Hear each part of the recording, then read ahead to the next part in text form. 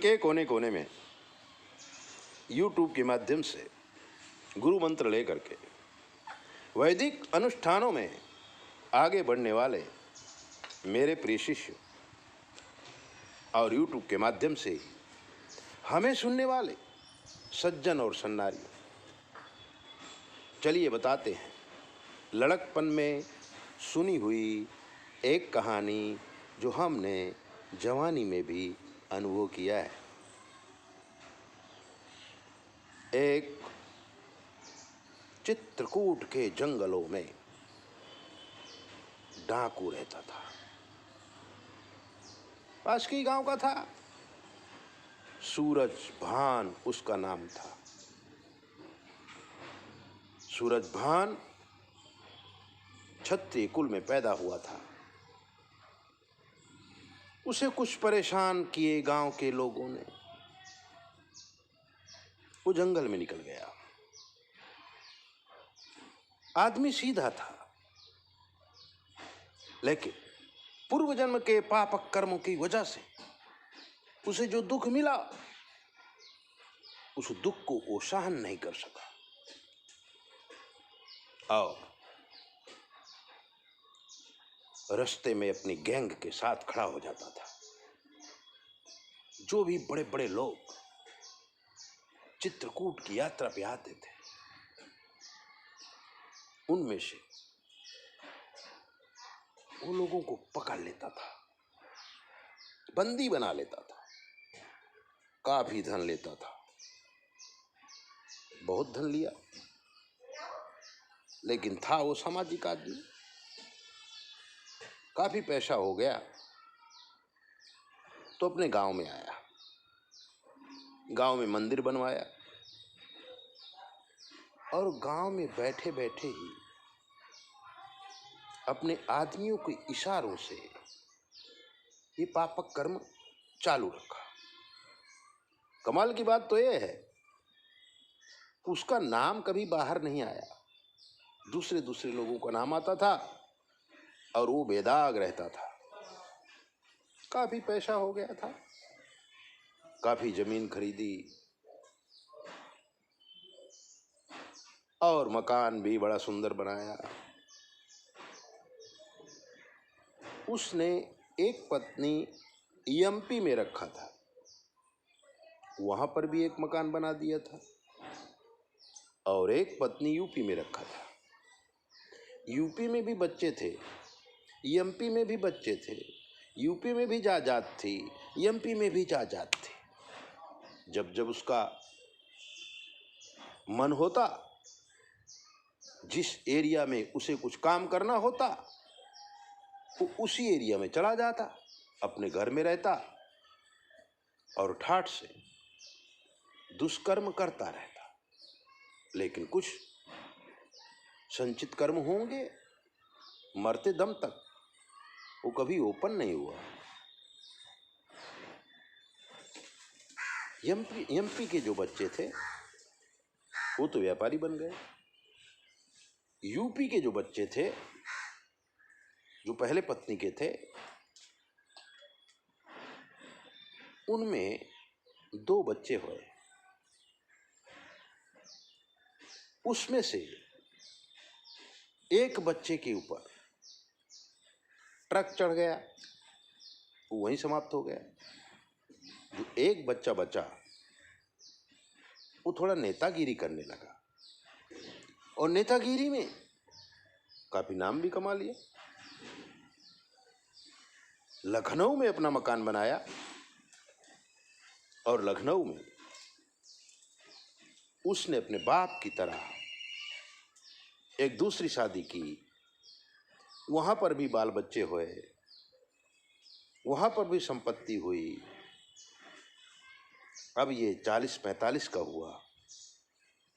उम्र जैसे जैसे बढ़ने लगी लड़का के, उसी प्रकार बाप के जो पाप थे वो उदय होने लगे और उदय होते ही धीरे धीरे इसकी संपत्ति नाश होने लगी। इसको भी 2 बेटे थे। और वो लखनऊ में ही रहते थे। बड़ा बेटा बहुत ही सीधा साधा था, छोटा बेटा बहुत ही नटखट था। समाज में मान और प्रतिष्ठा थी। बड़े बेटे की शादी बड़े घर में हो गई, बहू घर में आई। देखिए लेन देन की बात हो रही है। बहू घर में आई, काफी आनंद उत्सव हुआ। अब क्या होता है, पति पत्नी दोनों लखनऊ में रहने लगे थे। लेकिन जो बहू आई थी वो विनाश का कारण बन के आई थी। उसके दादाजी का जो पाप था वो पाप का बदला लेने के लिए आई थी। शादी से पहले ही वो एक युवक को प्यार करती थी। शादी तो उसने संपत्ति देख के किया था। जब भी पति बाहर जाता, ये बहू फोन करके अपने मित्र को बुलाती और ससुर के कमाए हुए पैसों को खूब उड़ाती। लेकिन एक दिन ये सीधा साधा बच्चा अपनी पत्नी को जब दूसरे पुरुष के साथ देखा तो कुछ गर्म हो गया। लेकिन वो राक्षसी प्रवृत्ति के व्यक्ति थे, उसको पकड़ के बांध दिया, रस्सी से लटका दिया, उसका मर्डर कर दिया और बच्चे ने सुसाइड किया, ऐसा प्रमाणित कर दिया। इतना सीधा साधा बच्चा जब चला गया, परिवार में कलह हो गया। किसी को मालूम नहीं पड़ा कि ये पाप कर्म का प्रतीक है। ये अध्ययन मैंने किया है, क्योंकि लड़कपन में मैंने कहानी सुनी थी, फिर जवानी में भी कहानी सुनी। लेकिन आज जब तर्क बुद्धि से देखा तो मैंने सोचा वो पाप का बीज आज वट वृक्ष बनकर आया और दिल को तोड़ के चला गया। मित्रों, अब ये जो बहू थी उसने ससुर के ऊपर केस कर दिया और जो संपत्ति थी उसमें बंटवारा करवा लिया और दिल्ली जाकर अपने प्रेमी के साथ रहने लगे। जो दूसरा लड़का था उसकी उम्र बहुत छोटी थी, 11-12 साल का रहा होगा। जैसे अकबर को छोटी उम्र में राजगद्दी पर बिठा दिया गया था, बचा कुचा जो धन था इस छोटे से बच्चे को देकर राजा बाबू इनका नाम रखा गया और वापिस अपने गांव ले आया गया। लखनऊ की संपत्ति तहस नहस हो गई। एमपी की तो पहले ही छूट गई थी।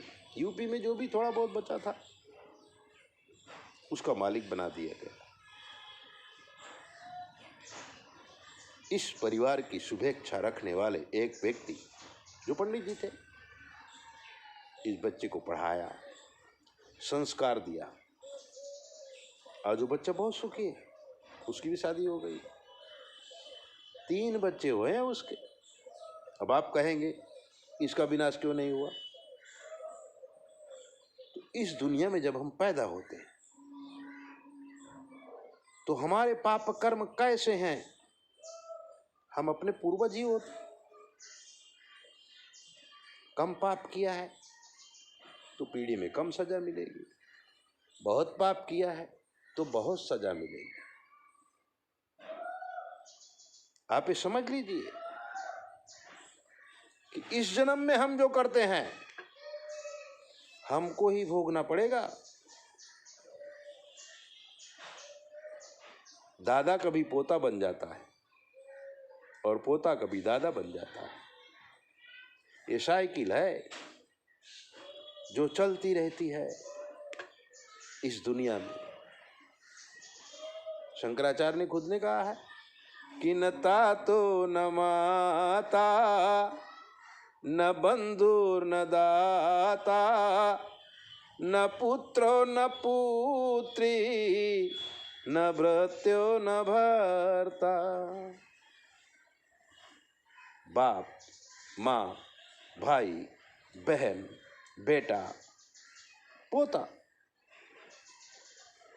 ये सब पूर्व जन्म के कर्मों के आधार पर हमें मिलते हैं और हम उनके साथ जुड़ते हैं। यहां तक कि अगर आपके घर में कोई नौकर है, वो नौकर भी पूर्व जन्म के कर्मों से बंधा है।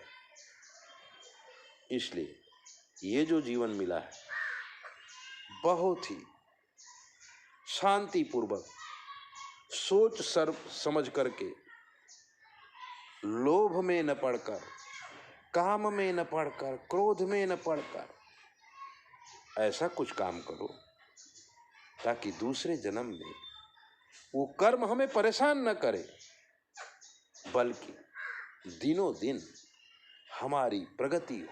ऊर्ध्वमूल अधः शाखा, क्योंकि हमारी जो जड़ है, गीता कहता है ऊर्ध्वमूल अधः शाखा, हमारा जो जड़ है वो आकाश में। तो हमारे जो कर्म हम करते हैं वो जमा रहते हैं, एक जन्म का नहीं, कई जन्म के होते हैं।